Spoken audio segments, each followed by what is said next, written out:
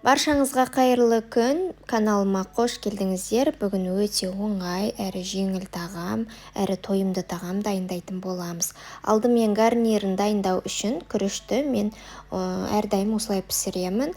Шашыраңқы және де әдемі болып пісу үшін күрішті алдымен сұйық майға бірінші қуырып аламыз. Алдымен күрішті жақсылатып жуып аламыз. Суы ағарғанша дейін, таптаза суы болғанша дейін әбден жуып аламыз. Одан кейін осылай табаға майға қуырыңқыраймыз, қатты отта қуырамыз, кішкене араластырып отырып қуыруымыз қажет, жабысып қалмауы керек. Содан кейін үстіне ыстық суымызды құйып, және де татымына қарай тұзын саламыз. Суды күріштің бетінен кішкене асып тұруы қажет. 1 сантиметрдей асып тұруы қажет. Және де татымына қарай тұзын салып, дәмін қарап, қайнағаннан кейін оттың астын басып, ең аз отқа қойып, бетін жауып, мүлдем ашпай пісіріп алатын боламыз. Бір 15 минутта, 20 минутта жай отта пісетін болады. Әрдайым осылай жасаймын гарнирге күрішті. Және де қасына пюре дайындадым. Оны әдеттегідей картошкамызды суға пісіріп алатын боламыз, татымына қарай тұзын салып. Міне жай оттың астын жайға қойып пісіріп алатын боламыз. Мінекей біздің күрішіміз дайын болды. Өте әдемі болып пісті. Мен шағын ғана жасадым. 1 шай кеседей күрішті пісіріп жатырмын.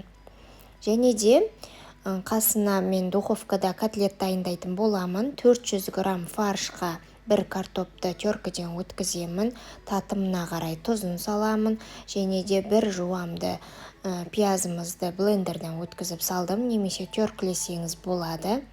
Татымына қарай тұзын, бұрышын, жақсы көретін специямызды қосып, үстіне 4 чай қасықпен манный крупаны салатын боламын. Сол кезде котлеттеріңіз күшті пісетін болады. Үстіне 1 жұмыртқаны қосуды ұмытып кетпеңіздер. Барлығын жақсылап қолымызбен араластырып аламыз. Міндетті түрде қолмен араластыруымыз қажет. Сол кезде жақсы араласып, бір-бірімен формасын жақсы ұстайтын болады. Духовкамызды алдын ала қыздырып қойып, 200 градуста жарты сағаттай уақытта пісіріп алатын боламыз. Осындай менде формочкаға домалатып жасадым. Негізі қалауыңызша басқаша формада жасасаңыздар болады. Мен осы жолы домалатып жасадым. Шеттерінен қолыңызды сулап немесе майлап жасасаңыз, котлеттеріңіз жасауға ыңғайлы болады. Барлығын жасап шығамыз.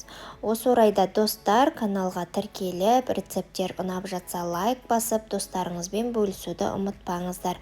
Қазақ тілді каналдың дамуына үлесіңізді қоса отырыңыздар. Менің күнделікті рецепттерімді жіберіп алмау үшін тіркеліп қойғаныңыз жақсы. Сол кезде күнделікті сізге уведомление келіп тұратын болады. Қызып тұрған пеште духовкамызда міне пісіп шықты 30 минутта. Енді духовкамызды сөндіріп, үстіне сырды себетін боламыз. Кішкене бір 2 минуттай уақытқа қайтадан сол духовкамызға саламыз. Сол кезде мінекей сыры еріп, өте дәмді, әдемі болып шығады. Бұл тағамның қасына мен өте оңай әрі жеңіл, жақсы көретін семьямызбен ұнататын салатымызды жасадым. Алдымен картопымызды теркіден өткізіп алып, одан кейін суық суға жуып, әбден крахмалын кетіріп аламыз. Одан кейін жақсылатып оны жайып, құрғатып, кептіріп алатын боламыз. Бетінен салфеткамен сүртіп, құрғатып алыңыздар. Әбден құрғату қажет. Сол кезде фрилеріміз күтірлік болып, күшті болып пісетін болады. Кішкене уақытқа қоя тұрамыз. Оған дейін соленый қиярымызды және де жұмыртқамызды, тауықтың етін барлығын осылай ұзыншалап кесіп дайындап аламыз. Өте оңай әрі жеңіл жасалатын салат. Менде бұл салаттың құрамдары әрдайым холодильнигімде тұрады. Және де қонақ келген кезде де жасасам, көбісіне ұнайды. Осы салатты жасауға кеңес етемін. Егер де сіз соленый қиярмен жасасаңыз, ол кезде кәдімгі окорочканың етімен, тауық етімен, свежий тауық етімен пісіргеніңіз жақсы. Ал егер сізде свежий қияр болса, онда оның қасына копченый тауық етін қоссаңыздар да болады. Сол кезде дәмі әдемі бір-біріне үйлесімді болады. Жұмыртқамызды да осылай ұзыншалатып кесіп аламыз. Барлығын салып, татымына қарай кішкене ғана тұзды салыңыздар. Егер де соленый қияр салатын болсаңыз, тұзды салудың қажеті де жоқ болады. Майонезбен араластырып, бетіне фриді сеуіп ұсынамыз. Өте дәмді әрі тез жасалатын салаттардың түрі.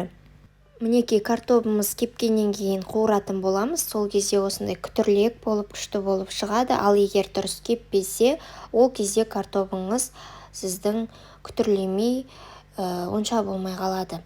Осымен бүгінгі менюіміз дайын болды. Келесі менюларды ауызашарға дайындайтын қызықты рецептерді жіберіп алмау үшін каналға тіркеліп қойыңыздар. Сау болыңыздар.